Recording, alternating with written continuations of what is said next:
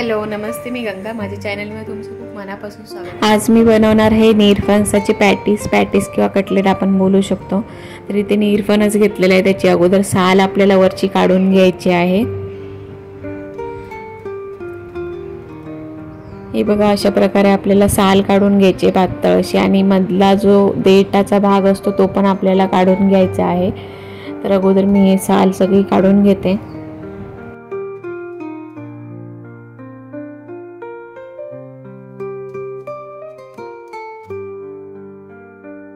साल काढलाय आणि मधला देठाचा भाग असतो तो पण काढलाय आणि त्याचे तुकडे करून घेतलेले आहेत आणि ते स्वच्छ धुवून घेतलेत. आणि आता ते तुकडे भिजतील एवढं मी पाणी घालून त्याच्यामध्ये गॅसवर ठेवणार आहे. आणि एक 10 मिनिटासाठी आपल्याला हे शिजवून घ्यायचं आहे. नीरफणस लगेच शिजला जातो, तर त्याच्यामुळे जास्त वेळ शिजवावा नाही लागत आणि कुकरला लावायची पण काही गरज नाही पडत. तर इथे 10 मिनिटासाठी आपण चांगलं शिजवून घ्यायचं आहे झाकण ठेवून, किंवा असंच शिजवलं तरी चालेल. तर 10 मिनिटानंतर चेक करूया आपण शिजले की नाही. तर हे बघा, नीरफणस व्यवस्थित शिजलेला आहे. आता मी गॅस बंद करून घेतला आहे आणि हे जे तुकडे आहेत ते पाण्यातून काढून मी थंड करत ठेवणार आहे.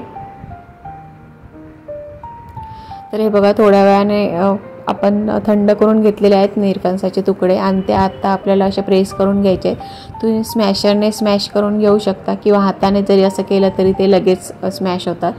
तर ते मी स्मॅश करून घेतलेत आणि त्याच्यामध्ये 2 कांदे बारीक कट करून घातलेले आहेत आणि इथे थोडीशी आलं लसूण पेस्ट घातलेली आहे. आता आपण घालूया थोडीशी हळद. आता घालूया लाल मिरची पावडर, किंवा इथे तुम्ही हिरवी मिरची वापरली तरी चालेल. मी इथे लाल मिरची पावडर वापरते. आणि आता घालूया चवीनुसार मीठ.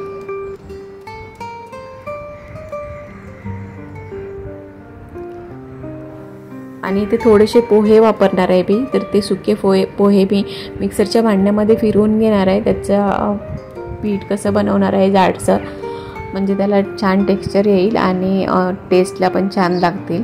तर त्याच्यासाठी मी इथे पोहे घातलेले आहेत. आणि आता हे आपण सगळं व्यवस्थित मिक्स करून घ्यायचं आहे आणि मग त्याच्या आपण पॅटीस बनवायच्या आहेत. तर हे बघा, अशा प्रकारे मी मिक्स करून घेतलेलं आहे. आणि आता आपल्याला ज्या शेपमध्ये पॅटीस बनवायचे आहेत तो शेप आपण देऊन इथे पॅटीस बनवून घेऊया.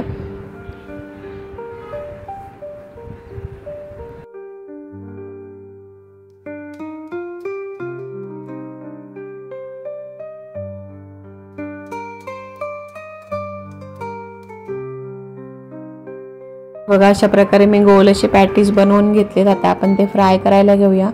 तर फ्राय करण्यासाठी इथे मी त्याला थोडासा रवा लावून घेणार आहे. बारीक रवा आहे हा. तर तो बारीक रवा लावून आपल्याला हे फ्राय करून घ्यायचे आहेत. आणि नीरफणस आपला शिजवलेलाच आहे, त्याच्यामुळे डीप फ्राय करायची काही गरज नाही आहे. पण तुम्हाला जर आवडत असेल तर तुम्ही डीप फ्राय पण करू शकता. मी इथे शॅलो फ्राय करून घेणार आहे. तर भिडं मी गरम करून घेतले आणि त्याच्यावर मी थोडंसं तेल घातलेलं आहे. आणि त्याच्यावर आता आपण हे सगळे पॅटीस जे आहेत बनवलेले ते रवा लावून भिड्यावर ठेवूया आणि वरून थोडंसं तेल घालून ते चांगले फ्राय करून घेऊया. तर हे बघा, मी एका साईडने फ्राय करून घेतलं. आता परतून घेते. बघा, एका साईडने चांगले फ्राय झालेले आहेत आणि आता आपल्याला हे दुसऱ्या साईडने पण फ्राय करून घ्यायचे आहेत. मंद गॅसवरच मी हे फ्राय करते, गॅस मोठा केलेला नाही आहे. तर आता आपल्याला दुसऱ्या साईडने पण अशाच प्रकारे फ्राय करून घ्यायचे आहेत आणि नंतर तुम्ही हे चटणीसोबत किंवा सॉससोबत खाऊ शकता. तर आजची ही रेसिपी तुम्हाला कशी वाटली ते मला नक्की कमेंट करून सांगा. आणि जर आवडली असेल तर व्हिडिओला लाईक करा, शेअर करा. आणि माझ्या चॅनलला जर तुम्ही अजूनपर्यंत सबस्क्राईब केलं नसेल तर प्लीज सबस्क्राईब करायला विसरू नका. सोबतच बेल आयकॉन पण प्रेस करा, म्हणजे मी जे पण व्हिडिओ अपलोड करेन त्या सगळ्या व्हिडिओचं नोटिफिकेशन तुम्हाला मिळेल आणि तुम्ही माझे सगळे व्हिडिओ बघू शकाल. थँक्यू.